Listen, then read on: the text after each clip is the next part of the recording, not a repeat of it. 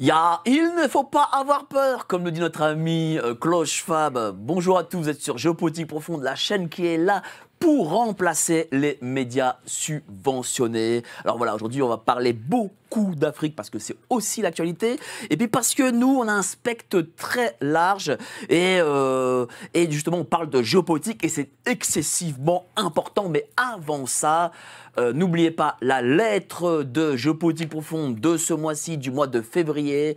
Vous avez Gérard Rozon, Madame Calacteros, Monsieur Kerlerzin, Jean-Maxime Corneille, Philippe Perlin qui écrivent dans ce mois-ci, dans cette excellente lettre. Donc vous y abonnez, c'est en bas en description. Et vous avez en cadeau la géopolitique de l'or de notre ami Franck Pemgam. Voilà, vous saurez tout sur l'or. Évidemment, vous mettez un petit pouce sur la cloche pour avoir les vidéos en exclusivité et ne jamais les louper. Alors vraiment, aujourd'hui, je suis très très fier, mais vraiment très très fier, ça fait déjà la deuxième fois, de recevoir Monsieur Kémy Séba qui est avec nous. Est-ce que, tiens, révolutionnaire africain, comme j'ai pu le dire, comme je le vois sur votre Twitter, est-ce que ça c'est la définition de ce que vous êtes ? Bonjour à vous Mike, j'espère que vous allez bien déjà pour commencer. Bonjour à tous les téléspectateurs, ou du moins à tous les internautes, pour être plus précis, même si de nos jours on peut, grâce au câble HDMI, mettre les vidéos du téléphone sur grand écran.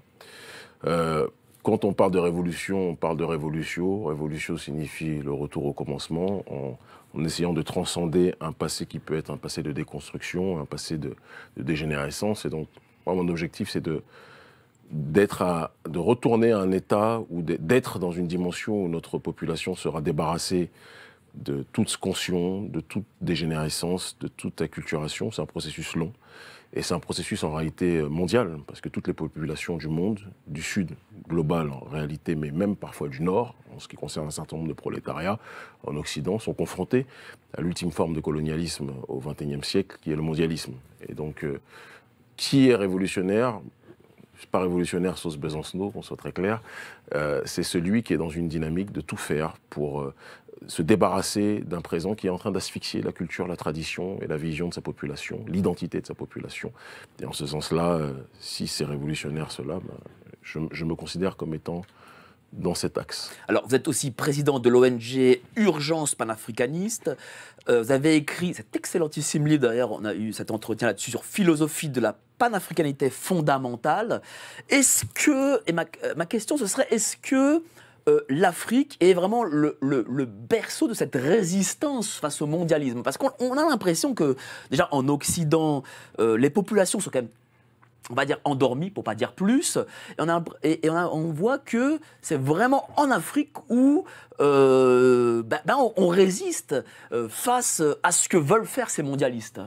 Alors, je pense qu'il est difficile de dire que les populations, de manière générale, en Occident, sont endormies, parce qu'on a quand même vu des mouvements sociaux qui allaient dans le sens de la contestation de leur établi minoritaire, ou en tout cas minorisé, on va dire ça comme ça, par les systèmes médiatiques occidentaux. Mais il est évident que l'Afrique est aujourd'hui le centre de gravité d'une contestation mondiale. Et c'est pour cette raison aussi qu'on observe que différentes puissances dans ce monde essayent de se mener une guerre à travers justement le territoire africain. L'Afrique, c'est un continent d'innombrables ressources. C'est un continent qui est à la base de l'existence de l'être humain dans sa globalité.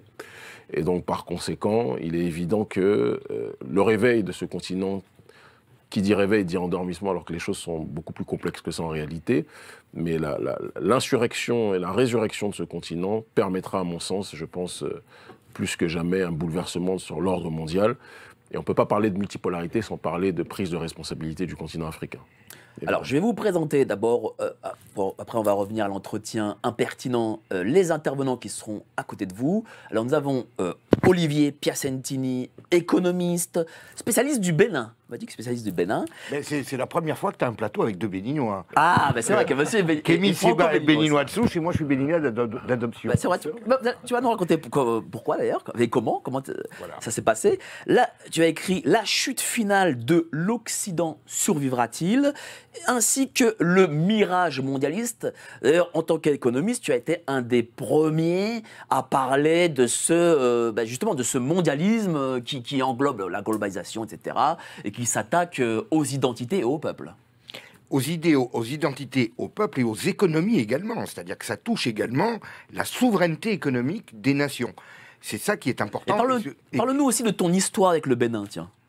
Mon histoire avec le Bénin remonte à l'année 2000, très précisément, la date où j'ai rencontré ma femme, qui est donc béninoise. Je l'avais deviné. Voilà. Oui. Je me demandais par quel miracle il pouvait être béninois, mais je n'ai pas réfléchi longtemps. Voilà, exactement. Mais vous savez que je connais très probablement un parent à vous, à Cotonou. Donc, et donc, ça fait 24 ans que je suis marié avec mon épouse. Et puis, alors, ça fait quelques années que je ne suis plus revenu au Bénin, mais c'est un pays que je connais très bien. J'y ai été au moins une dizaine de fois. Et je conseille à tous les internautes qui ont envie de découvrir l'Afrique de commencer par le Bénin, parce que c'est un pays très hospitalier, avec une culture très authentique. Et les gens aiment beaucoup, justement, le contact avec les Français en particulier, je trouve. Et on a toujours un très, très bon accueil.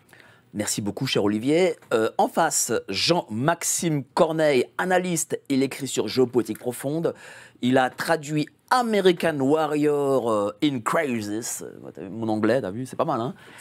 Et oui. donc je suis content que tu sois là ce matin. Et moi de même, d'autant plus que j'ai beaucoup travaillé sur le sujet de la France-Afrique et surtout celui méconnu de son dévoiement, la façon dont a été dévoyé le système de la France-Afrique, notamment pour aboutir à aujourd'hui à une situation dans laquelle aucune solution politique patriotique ne peut être financée en France. Donc ça mériterait évidemment développement, mais du coup ça me touche d'autant plus d'être là que c'est vraiment un sujet qui est un énorme enjeu dans le contexte des BRICS. Merci beaucoup, cher Jean-Maxime. Alors, il a dit quelque chose d'intéressant, il a dit France-Afrique dévoyée. Ça veut dire qu'il y a quand même quelque chose, une envie aussi de France-Afrique, même si elle n'était pas dévoyée, par exemple. Dans quel sens ? Dans le sens où, s'il y a une France-Afrique dévoyée, ça veut dire qu'il peut y avoir une France-Afrique qui aurait pu être non dévoyée, et donc il y a une forme de... Il y a eu en réalité un dualisme, et là c'est vraiment quelque chose, c'est une ligne de faille à comprendre. Un dualisme entre la colonisation en tant que réalité sociale vieille comme l'histoire des hommes, c'est ce que les Russes font en Asie centrale, c'est ce que la France a pu faire au début, disons, durant une partie de l'Empire colonial français, mais on a eu surtout un colonialisme prédateur qui a toujours doublé cette colonisation et qui s'est aggravé en France dans un contexte bien particulier. Et dans quel contexte républicain ? Monsieur Kémy Séba, bien sûr, républicain, à partir de 1817 exactement, la soumission de la France par la City, et monsieur Kémy Séba a carrément raison de dire exactement que le mondialisme est en réalité un nouveau néocolonialisme à l'échelle de toute la planète, et la France aussi le subit, avec des exemples comme ADP. C'est ce que... Je rebondis, il est évident qu'on aura une ligne de fracture, parce que je ne vais pas me dédire, j'ai le même discours, quel que soit l'endroit où je suis dans le monde. Pour moi, il n'y a pas de dévoiement de la France-Afrique, puisque consubstantiellement, la France-Afrique, dans son système et dans son idéologie telle que conceptualisée par Jacques Foccart et son patron, le général de Gaulle, le héros des uns, que je peux respecter, n'est pas mon héros, elle ne le sera jamais, n'allait pas dans le sens, en tout cas, des intérêts du continent africain. Ça, c'est le premier point, et je pense qu'il est important qu'on puisse le préciser. C'est pour ça que je l'ai relancé là-dessus. Oui, il n'y a pas de souci. Après, je veux dire qu'on peut opposer des visions dans la plus grande sérénité, et mon propos est des plus fermes dessus. Maintenant, en ce qui concerne, de manière beaucoup plus générale, et là on peut se retrouver le globalisme, il est évident que le globalisme est l'ultime forme de la colonisation.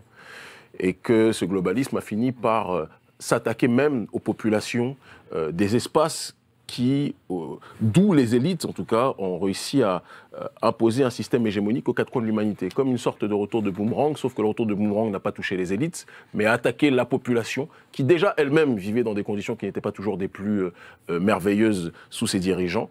Et on se retrouve aujourd'hui avec une colonisation intégrale, c'est ça le globalisme. Mais je pense qu'il est important, pour comprendre ce schéma-là, qu'on en revienne évidemment au XXe siècle, à l'effondrement du mur de Berlin, où la confrontation entre le communisme et le capitalisme a vu la chute du communisme, et a vu donc le capitalisme se développer et connaître objectivement une dégénérescence de telle sorte qu'il s'est muté dans un nouveau concept qu'on appelle le néolibéralisme, à la fois économique et sociétal. Souvent, les gens parlent du néolibéralisme économique en oubliant que l'aspect sociétal des choses a une extrêmement grande importance. Et c'est cette économie, autant ce néolibéralisme sur le terrain économique a colonisé bon nombre d'espaces aux quatre coins du monde, c'est-à-dire que même des pays comme la Chine, qui se disent communistes dans leur suprastructure, font preuve sur certains aspects de néolibéralisme. La Russie dont on parle, le néolibéralisme économique est aussi présent.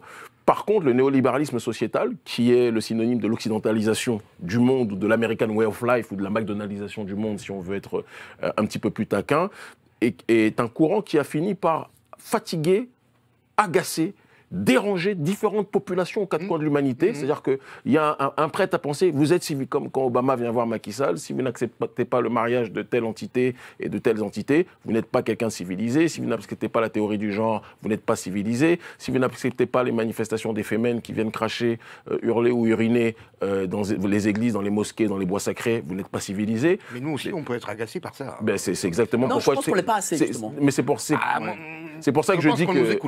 C'est pour ça que je dis que le prolétariat occidental a subi le globalisme aussi de plein pied, et il y a certaines résistances sur ce terrain-là qui, à mon sens, il ne faut pas minorer.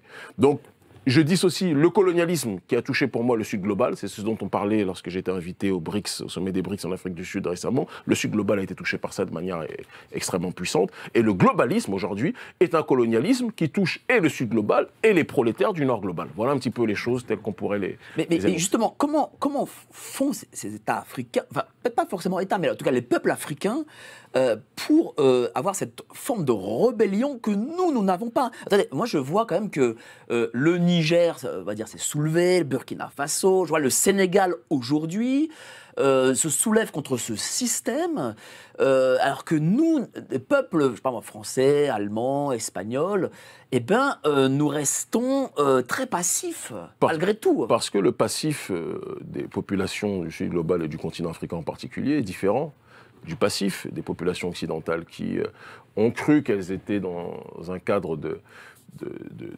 liberté et de souveraineté plus grande, alors que ce n'était pas le cas, alors que nos populations n'ont jamais réglé la question de la décolonisation réelle en tant que telle, de telle sorte que la contestation qui se déroule aujourd'hui sur le continent africain, certains n'ont même pas forcément tous compris que c'est en réalité la lutte contre le mondialisme qui est en train de s'opérer. On est en train de régler un certain nombre de choses qui n'avaient pas été réglées auparavant par rapport à la fin de la France-Afrique, sachant que la France-Afrique n'est qu'un aspect de l'impérialisme et du globalisme néolibéral dans sa sphère beaucoup plus grande. C'est important qu'on le comprenne et qu'on l'entende.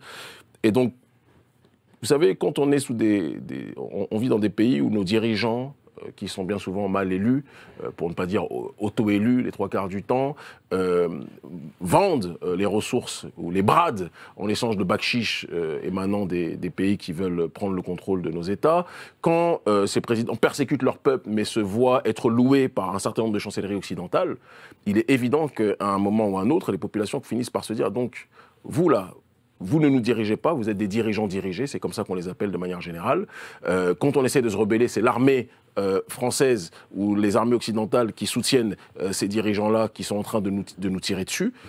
Il y a le terrorisme, il y a eu l'assassinat de Kadhafi qui a déstabilisé le Sahel et qui a entraîné une insécurité spectaculaire. L'armée française n'a absolument rien réglé sur ces questions-là, et parfois même nos dirigeants et l'armée française empêchaient les militaires de commettre ou de répondre aux exactions venant de ces terroristes.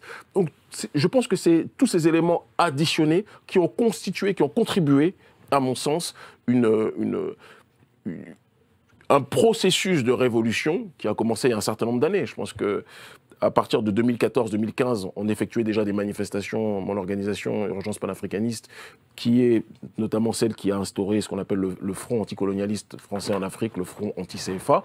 On a effectué des manifestations en 2015, 2016, 2017, 2018 dans toute l'Afrique francophone. Et à la suite de cela, il y a eu par la suite la logique maintenant des luttes contre les bases militaires, française, mais pas seulement, occidentale de manière générale, et on a commencé à tout faire pour lutter contre nos dirigeants, qui, à mon sens, sont les marionnettes de l'oligarchie d'Occident. Alors j'ai l'impression qu'il y a aussi deux choses de plus en Afrique qu'il peut y avoir en Europe. D'abord, j'ai l'impression que les gens ont l'air d'être au courant de la globalisation et du progressisme que les mondialistes balancent, ce qui n'est pas le cas. Et moi, je le vois quand je fais des reportages terrain, je vois que les gens ne sont pas au courant, en France, hein, je parle, quand on parle de ce qui se passe, des LGBT, de la sexualisation, de toutes ces choses, les gens me disent « Ah, mais qu'est-ce que c'est ?» Et deuxième chose, j'ai l'impression aussi qu'il y a un courage plus important au sein des peuples. Donc, vous pourrez peut-être prendre un exemple ici. De toute façon, nos peuples sont beaucoup plus enracinés dans la tradition voilà. le continent africain. Je pense que si on ne comprend pas cette réalité-là, on ne pourra pas comprendre comment les choses se déroulent. Alors eux ne l'appellent pas lutte, c'est ce que je disais tout à l'heure, je ne l'appelle pas lutte contre le mondialisme ou autre, mais ils disent il est hors de question qu'on viole notre tradition. On a notre culture, on a notre identité, on a notre tradition, on a nos croyances, on a notre perspective, notre paradigme du monde. Et donc, par rapport à ces réalités-là, vous ne pouvez pas venir imposer un schéma exogène qui vient violer justement nos identités, nos valeurs. Et c'est ce qui fait que même des gens qui parfois sont des plus corrompus, quand Barack Obama, le noir de la Maison-Blanche, je pense que tout est dit dans le résumé, vient pour en gros civiliser Macky Sall qui pourtant est une très grande marionnette de l'oligarchie d'Occident, même Macky lui dit que ce que vous nous demandez là, c'est valable peut-être aux États-Unis, mais ça ne sera pas valable. Voilà, exactement, sur le continent africain. Et je pense que c'est cet écosystème traditionnaliste qui fait des pays africains, comme dans un certain nombre d'idées, dans une moindre échelle, mais des pays arabes, je dis dans une moindre échelle, parce que quand vous allez à Dubaï ou quand vous allez dans certains endroits, vous avez l'impression que la dégénérescence occidentale, on peut la trouver aussi dans ces capitales et dans ces pays-là, mais le continent africain est sur ce socle traditionnaliste et identitaire, multiples et variés, mais avec une racine commune comme les Écharanta Diop, qui entraîne et qui permet de résister beaucoup plus facilement à ce genre de déviance en tant que. Qu'est-ce que c'est ? C'est aussi la religion peut-être, le spirituel qui fait que, alors qu'ici on est plutôt dans laïcité. Je pense que la dimension métaphysique, les pays qui comprennent qu'il n'y a pas de révolution, de manifestation physique sans une logique métaphysique sont beaucoup plus protégés des dérives du globalisme et du mondialisme. Et par exemple, le pays qui est le mien, le Bénin, qui est un pays qui s'appuie sur un socle traditionnaliste avec ce qu'on appelle le vaudoun, d'accord, avec le fa et tout ce qui s'ensuit, mais ça n'empêche pas qu'il puisse y avoir des chrétiens et des musulmans qui vivent objectivement dans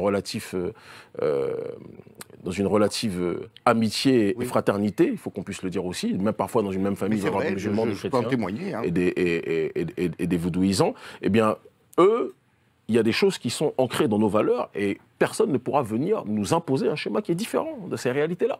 Et je pense que c'est pour cela que dans ce cycle, que certains appellent l'âge de fer, d'autres vont appeler la fin des temps, d'autres vont appeler le Kali Yuga, peu importe le nom que vous lui donnez, mais le continent africain va être la boussole de la résistance à cette dégénérescence imposée par l'oligarchie d'Occident. Une dégénérescence que cette oligarchie prône pour tout le monde, mais dont elle se prémunit, elle, souvent, parce qu'elle sait qu'elle veut pousser les masses à la dérive, tout en se préservant, elle, de ces dérives qu'elle... Est-ce que le panafricanisme est aussi un ciment qui relie les gens ? C'est l'idéologie de la libération. Chaque bloc civilisationnel a une idéologie qui lui permet d'avancer dans le cadre du dépassement, de la transcendance et de la résistance en tant que telle.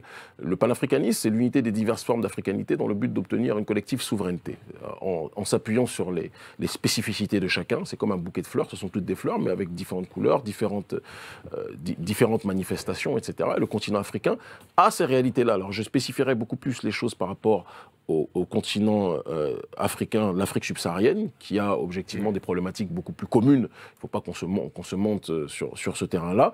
Et le panafricanisme est né dans la diaspora. Ce sont des Africains de la diaspora qui ont connu l'esclavage, puis par la suite ont connu la discrimination, l'oppression, qui ont conceptualisé ce courant. Et ce courant, par la suite, a reflué sur le continent africain, a été repris par des gens comme Kwame Nkrumah, par Cabral et autres, etc., pour que cela puisse être une idéologie de révolution. C'est Don Helder Camara qui parlait de la théologie de la libération. Notre théologie de la libération à nous, c'est le panafricanisme en tant que tel. Et je vais plus loin en parlant de la panafricanité fondamentale, parce que j'explique et j'expose qu'il ne peut pas avoir cette théologie de la libération sans qu'on soit à la fois dans une dynamique matérielle et dans une compréhension aussi de la résistance dans le domaine de l'immatériel.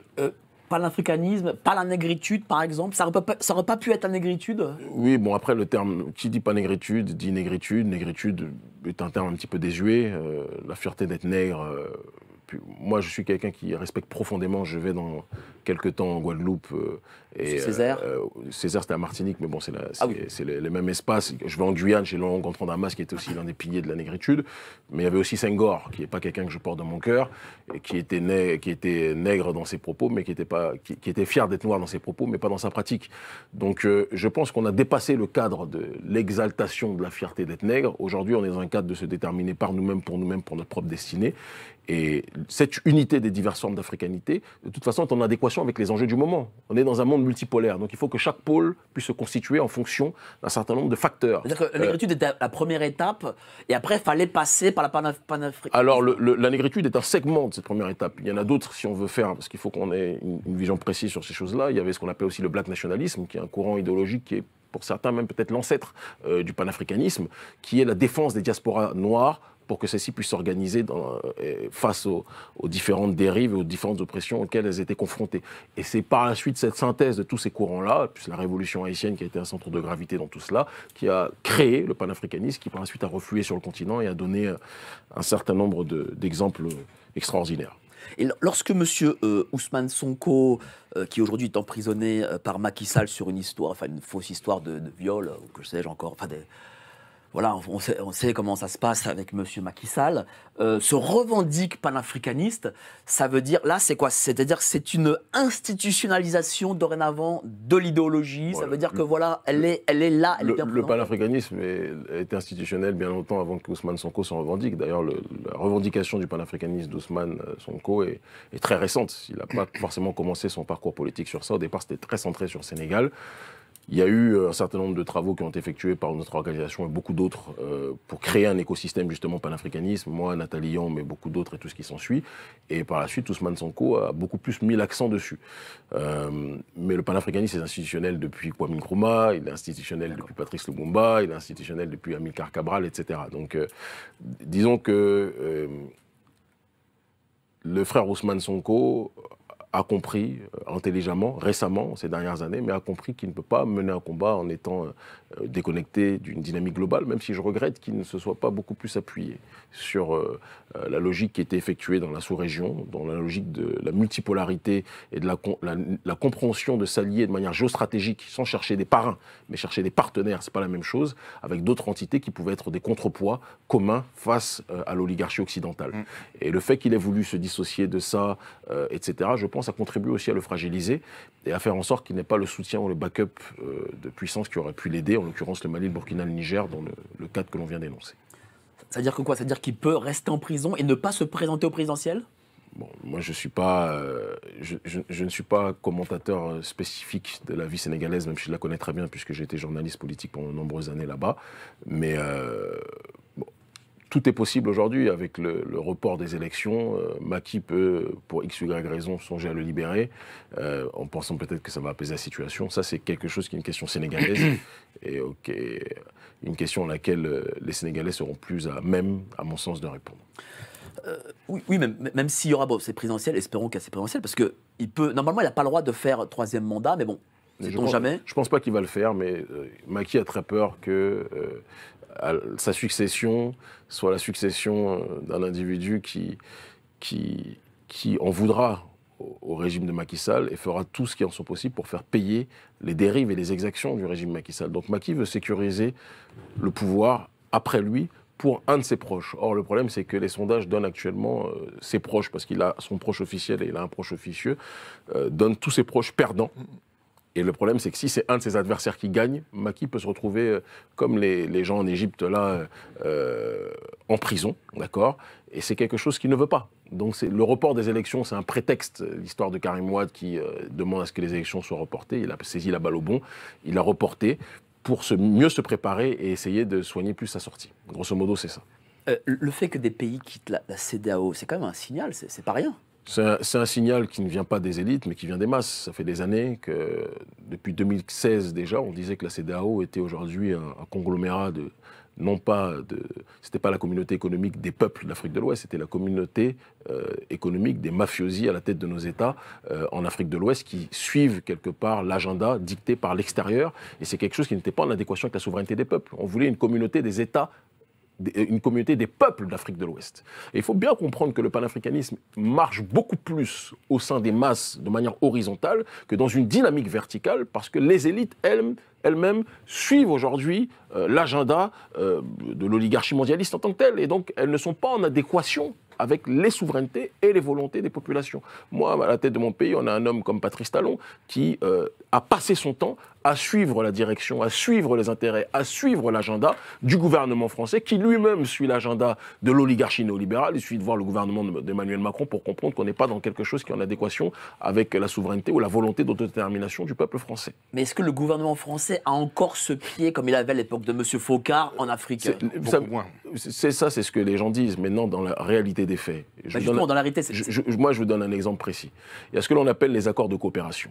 Les accords de coopération, c'est Jacques Foccart, général de Gaulle, qui ont proposé à la fin des prétendues indépendances, je dis bien prétendues parce qu'elles n'ont pas été abouties, qu'en échange de la sécurisation de la présidence des présidents africains qui souvent étaient mal élus ou ne l'étaient même pas, en échange, il y avait un certain nombre de matières premières qui pouvaient être transmises avec beaucoup plus de facilité sans qu'il y ait trop de contrôle aux entreprises françaises, aux multinationales françaises, aux autorités françaises de manière générale.